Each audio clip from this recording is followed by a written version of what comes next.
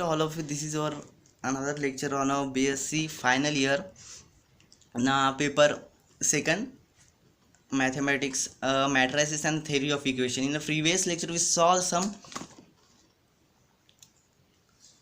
some uh, elementary operations on a matrices. First बघितलं होतं आपण की addition of matrices and second बघितलं होतं की scalar multiplication of matrices. Third is the multiplication of matrices. How the multiplication of matrices occur, we saw here. If the A is equal to Aij and B is equal to Bij, B are two m cross n matrices, then it is natural we write A is equal to A dot B is equal to Aij dot Bij. means जर आपण दोन मॅट्रिक्सेसचे product केला तर means त्या product करणे म्हणजेच त्याचे एलिमेंट्सचे त्या मॅट्रिक्समध्ये एलिमेंट्स असतील त्यांचे आपण काय करणार आहोत, मल्टिप्लिकेशन करणार आहोत. इथे दोन पॉईंट असे दिले आहेत पहा की if the product of the two matrix will be define if the number of column in the first matrix is equal to the number of rows in a second matrix. ही condition दिली आहे की जर number of column first मॅट्रिक्समधले equal असतील number of rows in the second matrix तेव्हाच ते multiplication होऊ शकते, अदरवाईज ते होऊ शकत नाही. ओके, ही कंडिशन लक्षात ठेवायला पाहिजे. If the product is define then the resulting matrix will be the same number of rows as the first matrix. ठीक आहे, काय म्हटलं आहे की रिझल्टिंग मॅट्रिक्स आपल्याला ते प्रोडक्ट केल्यानंतर रिझल्टिंग मॅट्रिक्स मिळेल त्याचे काय म्हटलं आहे की will have the same number of rose has the first matrix and same number of column in the second matrix. म्हणजे रिझल्टिंग मॅट्रिक्समध्ये काय मिळणार की नंबर ऑफ रोज फर्स्ट मॅट्रिक्सचे number of rose is equal मिळणार की same the number of column in the second matrix. हे आपण दोन स्टेटमेंट एक्झाम्पल थ्रू आपण समजून घेऊ की इथे काय म्हटलं आहे. ठीक आहे, तर पहा एक्झाम्पल आहे की ए इज मॅट्रिक्स गिवन दिली आहे, ए मॅट्रिक्स दिली आहे आणि बी ए मॅट्रिक्स दिली आहे. ठीक आहे, दोन मॅट्रिक्स आपल्याला इथे गिवन आहेत.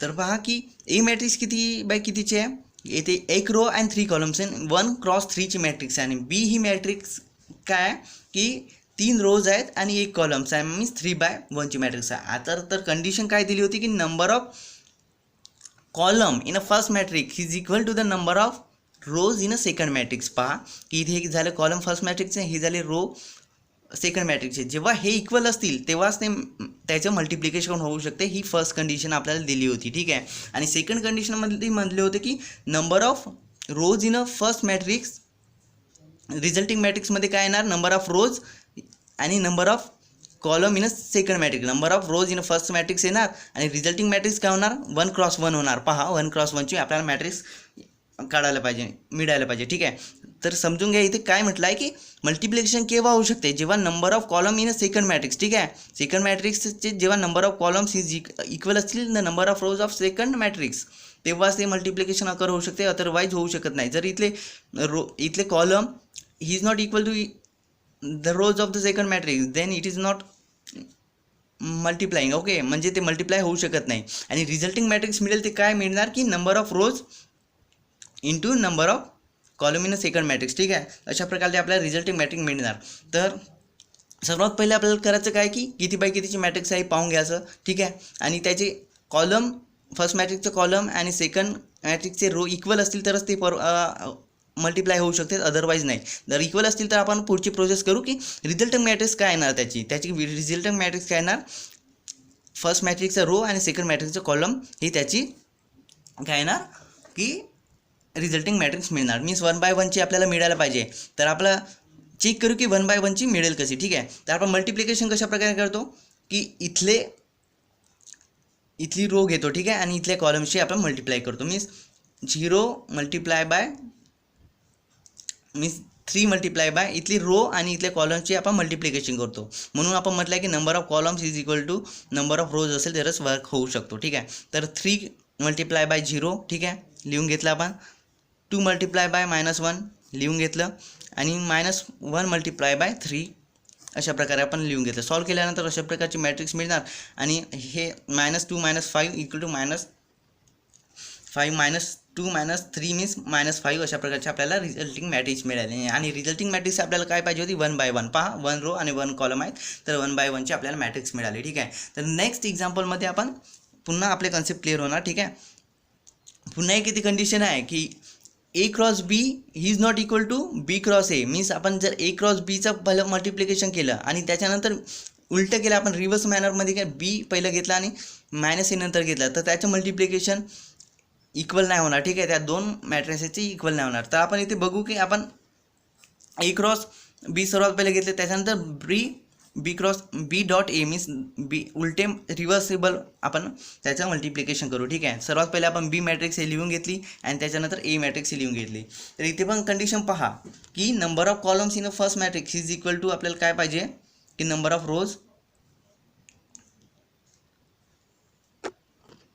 तर कंडिशन काय आहे की number of columns in a first matrix is equal to number of rows in a first second matrix. म्हणजे इथे फर्स्ट मॅट्रिक्सचं कॉलम ही इक्वल पाहिजे सेकंड मॅट्रिक्सच्या रोपेक्षा. तर आहे की आपले कंडिशन हो. तर त्याच्यानंतर आपण काय करू की प्रोसेस करू. ठीक आहे, मीन्स आपल्याला इथे काय दिलं आहे पहा, फर्स्ट मॅट्रिक्स दिलेले आहे 3x1ची आणि सेकंड मॅट्रिक्स 1x3ची आहे. ठीक आहे, तर आपले हे कॉलम्स आणि हे रो इक्वल आहेत. तर आपण प्रोसेस करू. तर रिझल्टिंग मॅट्रिक्स काय मिळणार आपल्याला 3x3 आपल्याला मॅट्रिक्स मिळायला पाहिजे.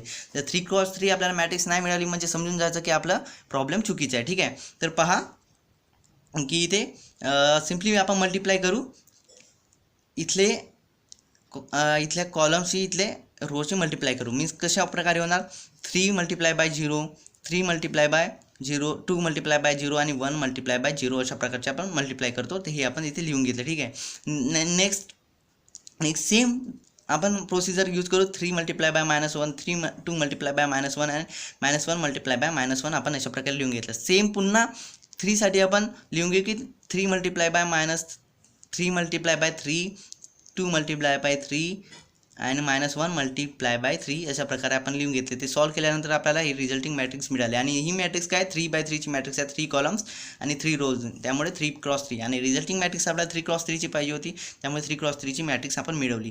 तर आपण म्हणू शकतो का जी बी आणि एचं मल्टिप्लिकेशन आणि ए आणि बीचे मल्टिप्लिकेशनची मॅट्रिक्स सेम आहे का पहा, सेम नाही आहे. त्यामुळे आपण म्हणू शकतो की A dot B is not equal to B dot A अशा प्रकारे आपण मल्टिप्लिकेशन करू शकतो. ठीक आहे, तर नेक्स्ट सिंपल एक्झाम्पल आहे की 2 मॅट्रिक्स दिले आहेत, एक 2x2 आणि दुसरी पण 2x2ची मॅट्रिक्स दिली आहे, ते आपण लिहून घेतलं. ठीक आहे, याचं मल्टिप्लिकेशन कशा प्रकारे होणार पहा 1 मल्टिप्लाय बाय 0 आणि 2 मल्टिप्लाय बाय -3 मीन्स इथला रो आणि इथले कॉलमची मल्टिप्लिकेशन होणार. पहा इथले रो आणि इथल्या कॉलमची मल्टिप्लिकेशन होणार. नेक्स्ट काय होणार सेम रो आणि दुसरा कॉलम. ठीक आहे, मीन्स 1 मल्टिप्लाय बाय -1 आणि 2 मल्टिप्लाय बाय 2 सेम नेक्स्ट रोसाठी पण होणार. ठीक आहे, means 0 multiply by means -1 multiply by 0 आणि 1 मल्टिप्लाय बाय 3. ठीक आहे, इथला फर्स्ट एलिमेंट्स इथला फर्स्ट एलिमेंट, इथला सेकंड एलिमेंट, इथला सेकंड एलिमेंट कॉलमचा. ठीक आहे, सिमिलरली आपण सेकंड कॉलमसाठी पण आपण करू शकतो -1 मल्टिप्लाय बाय -1 आणि 2 मल्टिप्लाय बाय 1. ठीक आहे, या प्रकारे सॉल्व केल्यानंतर आपल्याला अशा प्रकारचे मॅट्रिक्स मिळणार. ठीक आहे, आपल्याला 2x2चीच मॅट्रिक्स मिळणार होती. ठीक आहे, रिझल्टिंग मॅट्रिक्स, कारण की ती काय पाहिजे होता आपल्या रिझल्टिंग मॅट्रिक्स काय मिळणार होती रोज फर्स्ट कॉलमचा आणि कॉलम सेकंड कॉलमचा. तर 2x2चीच मॅट्रिक्स आपल्याला मिळणार होती रिझल्टिंग मॅट्रिक्स. सिमिलरली BA काढला आणि BA आणि AB is not equal to आपण इथे पण प्रूव्ह केलं. तर अशा प्रकारे आपण मल्टिप्लिकेशन करू शकतो.